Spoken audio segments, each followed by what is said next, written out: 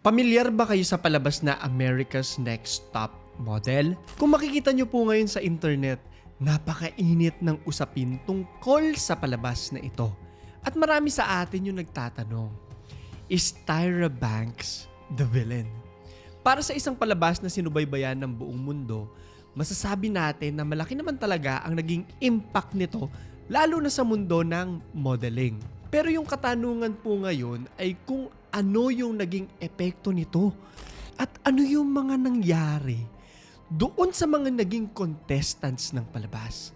May mga kwento po ng racism, SA, mga sigawan, traiduran, dahilan para ang dating tinitingalang supermodel na si Tyra Banks ay maging tagatanggap ng katatawanan at galit ng lipunan sa iba't ibang parte ng mundo. May mga bagay na itatanong ang usapin natin ngayong gabi. Kagaya na lang ng number 1, nararapat ba na baguhin natin ang sarili natin para lang humabol sa pedestal kung saan inilalagay ng lahat ang standards ng kagandahan? To be honest, wala namang mali kung gusto mo maging maganda o gwapo eh. Pero may hangganan. Number 2, hanggang saan ang kaya nating puntahan para abutin ang mga standards na ito?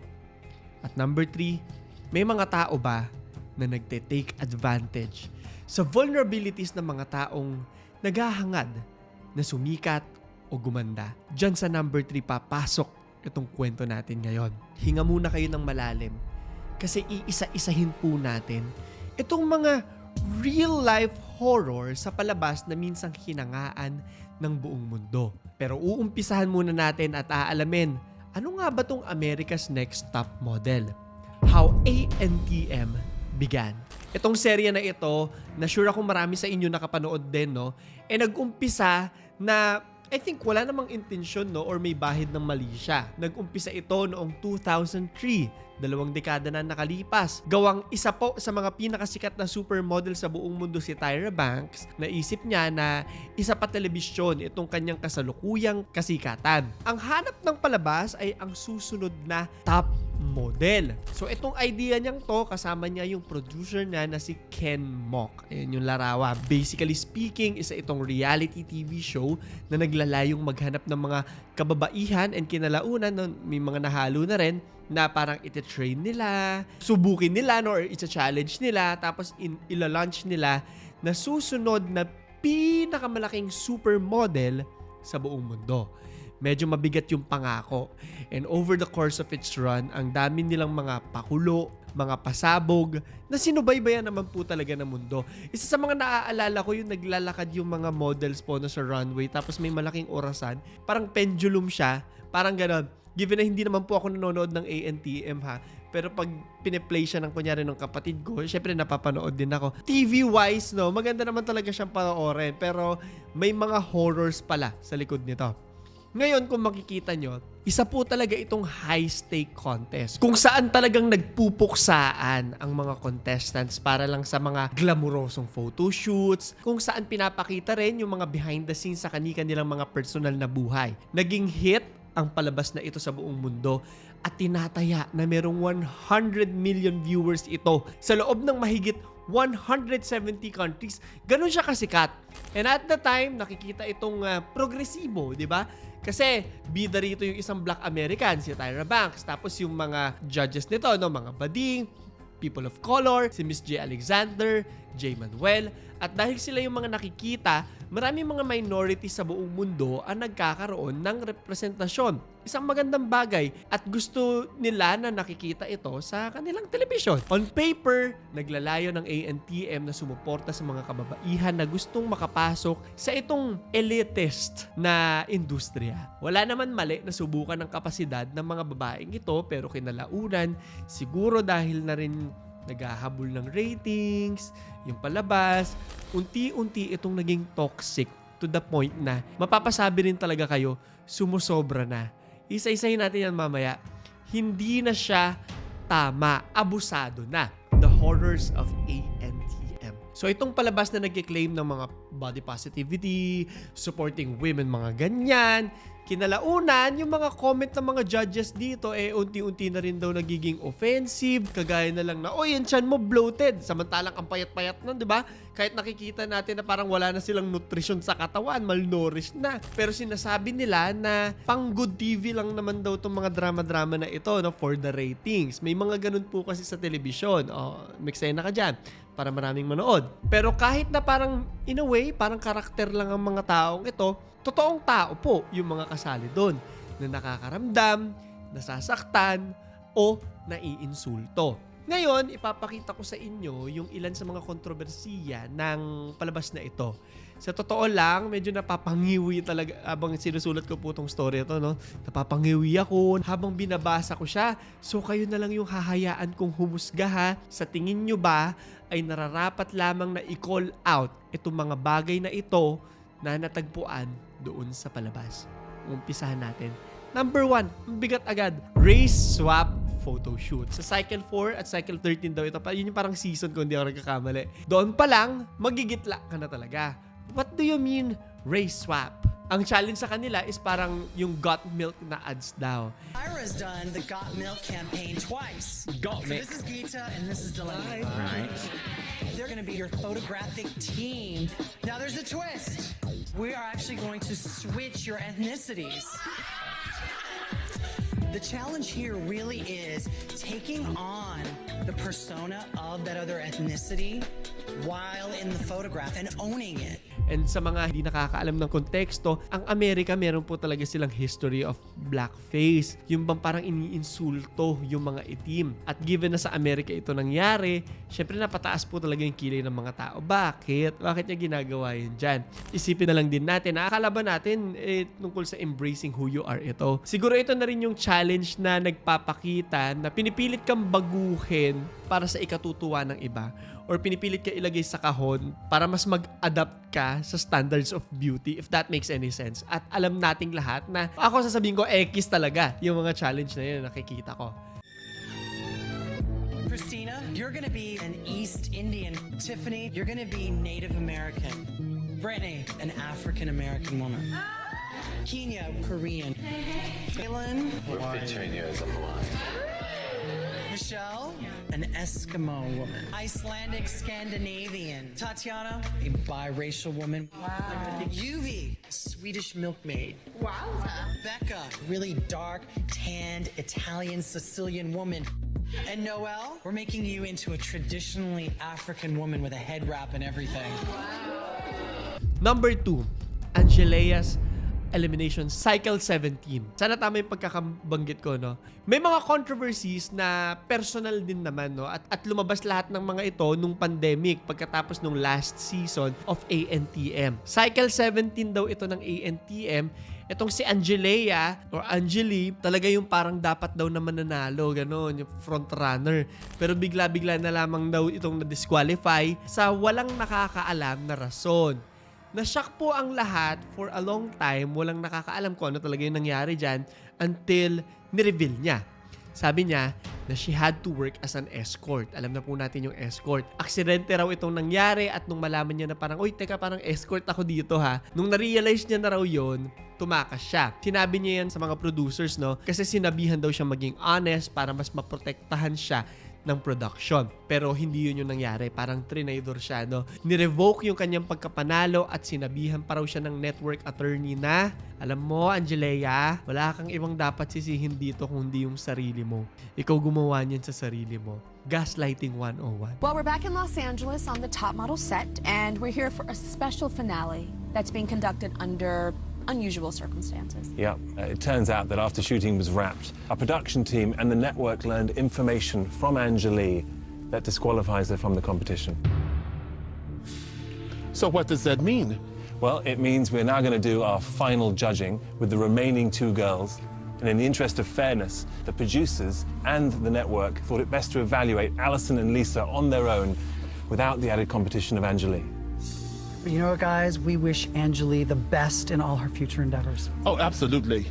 Absolutely. So are we ready to proceed with our final judging? Yes, let's do this. Are you ready? Yes. All right. Kung ikaw yun, no? Ang galing-galing mo, ginalingan mo para mabago yung buhay mo, tapos babaligtarin ka ng ganun. I met this guy and he said, hey, do you want to make some money? then he's like, okay, so we're just gonna fly out to North Carolina and you just see how like going out on dates. But when I get there, it wasn't that at all. It was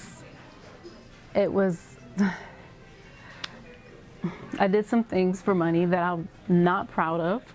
It was escorting. I didn't even do it for a long time. I was gone a month. Collectively, out of the month, 3 weeks at best.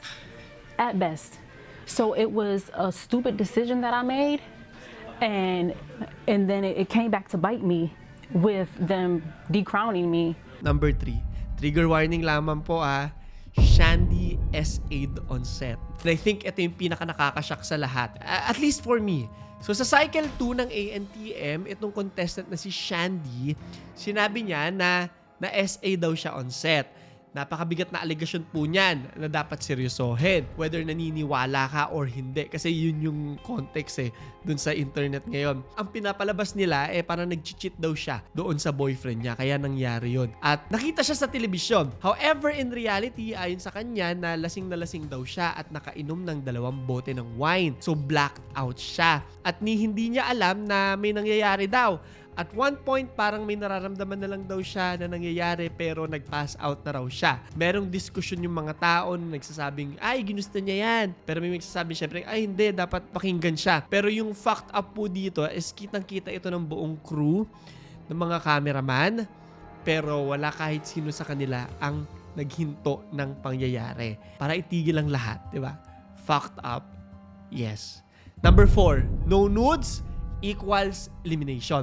Mula sa umpisa ng ANTM hanggang sa kaduluduluhan, common occurrence na raw yan dyan. Okay naman na pinupush ang mga model sa kanilang mga boundaries para lumabas yung kanilang talent. Wala naman po masama doon. Wala akong nakikitang masama doon, di ba? Pero minsan, meron talaga yung too much. At ito yon. Kapag nagsasalita daw yung mga contestant laban sa pagpipilit sa kanilang maghubad for the challenge, automatic tinatanggal sila sa palabas. Use of power, 'di ba? At paulit-ulit 'yan sa kabuuang takbo ng palabas. So kung ikaw yung kasali at pinipilit kang maghubad, gagawin mo ba sa ngalan ng kasikatan at pera? O sasabihin mo sa kanila na, ay hindi ko kailangan maghubad para sumikat. Ano yung gagawin mo? Number 5, nag-pose sa grave. Merong isang contestant na nagngangalang si Kalen o Kalen. Hindi ko po alam kung paano banggitin yung pangalan niya. Pasensya na. Kwento niya, na nalaman niya na matay yung kanyang kaibigan. And then, ang challenge nila ay mag-posing sa isang kabaong sa isang butas underground para sa isang 7 deadly sins na photoshoot. Ang nakatoka sa kanya sa challenge niya is parang wrath. Kinall out ito ng mga tao at isa sa mga naging pinaka-controversial na moment sa ANTM history. So sinadya ba nila yan? Sobrang cruel kung oo. Hindi makatao, sa totoo lang. Nangyari din ito sa isa pang contestant na si Jael Strauss o Jael Strauss. Pasensya na, hindi ko alam kung paano banggitin. Pero given na 2 beses siya nangyari, may pattern. Nag-post siya naman. Ito mas nakakagago to. Nag-post siya bilang isang bangkay matapos malaman na namatay sa pagka-overdose yung kanyang kaibigan. Sobrang fucked up po talaga. So marami-rami pa po itong pag-uusapan natin. Sa totoo lang, gusto ko sana paigsiin tong part na to pero kailangan nyo po talagang makita ang lahat. Number 6, forcing models to kiss abusive male models. Usually, pag ganito mga klase ng palabas may mga background models na kasama dun sa mga pinipicturan. However, marami sa kanila yung kino-call out ng mga contestants dahil sa poor behavior nito mga background models. Pero sinasabihan lang sila ng mga judges, ano ba? Hindi, ituloy nyo lang. Ang dami nyong arte. Parang ganon. Sa cycle 1 ng palabas, si Adrian Curry na-assault sa kanyang go-see sa Paris. Sa cycle 4, si Kenya napilitang mag-post at walang nagawa kahit binubulungan siya ng isang model ng mga sexual na bagay and even touching her inappropriately. So wala silang magawa kasi kailangan tuloy lang Sa cycle 7, si Jada na puwersang halikan ang isang model na nagvo-verbally abuse sa kanya noon lamang kinagabihan bago yung kanilang shoot. Grabe. Number 7, posing homeless with actual homeless people. Ito grabe. Hindi talaga siya makatao. Isa sa mga unang photoshoots daw ito sa cycle 10 na puwersa sila mag-post bilang homeless women kung saan kitang-kita yung mga homeless people sa likod. At itong mga homeless na to, sinuotan pa raw ng designer clothes. Wala raw nakakaalam kung compensated ang mga ito pero parang nakaka-insulto naman yung ginawa kang background, no? Yung kawalan mo ng tirahan, ginawang theme para sa isang photoshoot. Nakaka-insulto po talaga. Ngayon, ito number 8. Pupunta tayo kay Tyra mismo.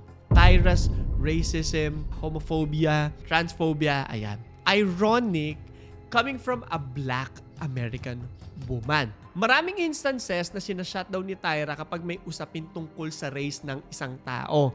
Kagaya na lang ng isang contestant na si Yaya Da Costa. Sinabihan siya, alam mo ikaw Yaya, minsan parang merong intensity sa'yo no, na i-prove na yung pagiging black mo.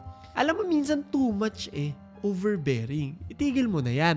Tapos nung dedepensahan niya yung sarili niya, no, pinatahimik siya ni Tyra Banks at sinabihang, alam mo, ang defensive mo, hindi siya attractive. Hindi siya nakaka-cute. Parang ganun. Sa Cycle 5 din, sinabihan niya si Kim Stoltz. No, for context, isang lesbian naman itong si Kim Stoltz. Parang ang nangyari is, parang naiinis si Tyra sa kanya kasi masyado niyang pinapakita yung pagiging lesbian niya. Tapos sinabihan siya, alam mo, ako naniniwala ako na may mga bagay na proud. Ganun, sabi niya, kagaya ko, black ako, proud ako dito, pero alam mo, hindi ako naglalakad ng red carpet at sinasabi, oy, black ako. Yung parang nakaka-insulto talaga, no? Di ba? Number 9, it's a prank. Nako, naano ako dito. Hala, last one na to ng example natin, no? Sa napakahabang listahan na ito, sinasabi nila na ito raw yung pinaka-cruel na moment sa palabas na to. So, ano yung nangyari? Di ba pag may mga elimination po sa mga reality shows na pinanonood natin, ang ginagawa, hahatiin natin to sa dalawang grupo. Ito yung mga bottoms sa challenge at ito yung mga top doon sa challenge. So yung mga top, safe sila, no? Mag-a-advance sila sa next episode.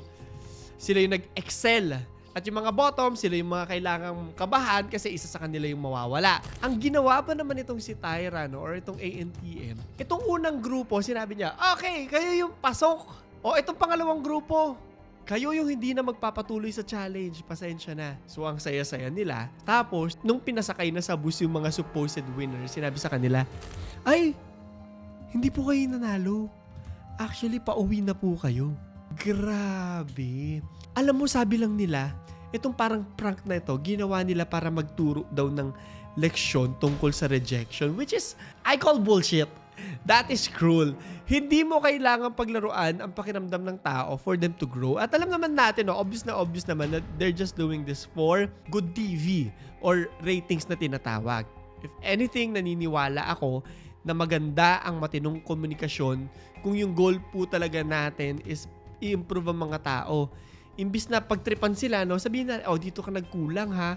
Kulang yung posing mo sa ganito, kinulang ka sa ganito, hindi maganda yung suot mo. Yung mga gano'n na lang, diba? Hindi yung ganito. Ngayon, eto na. Netflix documentary. The entire reason kung bakit natin pinag-uusapan ito ngayon ay dahil may bagong release na documentary kung saan sinisilip yung history at lahat ng mga kontrobersiyang pinag-uusapan natin ngayong gabi. Tanong, ano na kaya ang nangyari sa kanilang lahat? Medyo isa-isahin natin, no? Kasama sa documentary yung mga judges, no? Kilala tong mga to, no? Kagaya na lang nila Miss J Manuel, at Nigel Barker. Pero narito rin para magsalita ang mga naging biktima ng pang-aalipusta mula sa produksyon ng ANTM. At isa na nga dyan si Ebony Hay, na nagsabi at nagkumpirma na sinabihan daw siyang Ashi. Tapos nagtatawanan pa raw yung mga puting hairstylist. Habang nangyayari to, nakatikim din daw siya ng mga microaggressions. Totoo yan Totoo yung mga microaggressions pagdating sa kulay. Totoo po yan. Dahilan daw to para magkaroon siya ng bald spot sa isang specific na episode. Sabi niya, alam niyo 22 years old pa lang ako noon Excited ako. Pero nung nandun ako, naramdaman ko na unti-unti ako nagiging disappointed kasi wala daw kahit sino sa kanila yung alam yung ginagawa nila, specifically sa kanya na pang Black American yung kanyang buhok, yung kanyang kutis. Sabi niya pa, hindi ko po alam pero sinasabihan nila ako ng mga specific na bagay na may kinalaman sa pagiging black ko para lang maramdaman ko na mababa ako kung saan napatanong na siya. Sabi niya, teka lang, iba nga ba yung pakikitungo nila sa akin dahil black ako? Isa pa sa mga bumisita doon sa documentary ay ang nabanggit natin kanina na si Shandy Sullivan. Nilook back niya yung SA na nangyari sa kanya tapos sinabi niya, teka bakit yung ginawang cheating storyline yung nangyari sa akin. Wala nga akong alam sa nangyari. Naging maingay po yung talakayan na to sa social media. At ang hiling ko lang sana kung ano yung katotohanan, sana lumabas siya. Marami pang mga contestants ang lumabas para i-share ang experiences nila. And for a show that's supposedly supposed to embrace individualism, parang iba yung nangyari sa palabas na to. Parang napuwersa silang lahat nga na, ulitin ko lang yung sinabi ko kanina, ikulong yung sarili para makitang maganda ng buong mundo para sa insane at unrealistic beauty standards. Pero may iisang katanungan ang lahat dito. Ano na yung nangyari kay Tyra Banks? As for her, pinili niya na mag-participate na sumama doon sa documentary na walang creative control. At kasabay niyang makita ang mga footage na pinag-uusapan ngayon ng mundo. Hindi ko masabi sa inyo kung ano talaga yung nararamdaman niya tungkol dito. And as for the internet, marami sa kanila ang nasusuklam sa kanya dahil sa pagiging ganid niya, no? Or pagtitake advantage niya sa mga kababaihang gusto lamang maging successful sa kanilang buhay. Pero matapos ang lahat ng kaguluhang ito, ano lang mangyayari sa kanilang lahat? America's Next Top Model is back? Simula ng conclusion ng Cycle 24, marami ang espekulasyon, no, na magkakaroon daw ng renewal ang palabas for a 25th season. Sabi ni Tyra Banks, you know, we've done 24 cycles of America's Next Top Model. And I feel that we should at least end at 25. Maraming mga interviews ang nagsasabing nasa planning stages na raw ito, pero wala pang official announcements. Masusundan pa kaya ang mga horror na ito? Magbabago pa ba ang naging kalakaran ng palabas?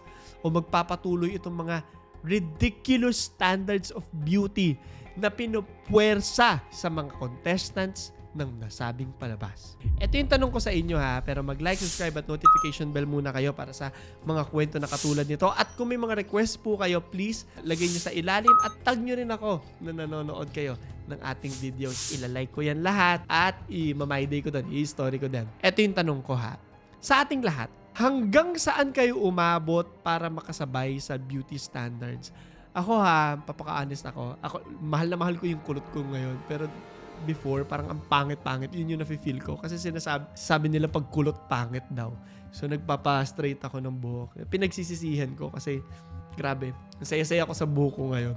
Yun yung aking kwento. Dagdag ko lang din yung katanungan na kung magkakaroon ng panibagong season ng palabas na to, papanoorin mo ba? I-comment mo sa ilalim. So, yun lamang po. Ito si Clarence III at ito ang aking kwento.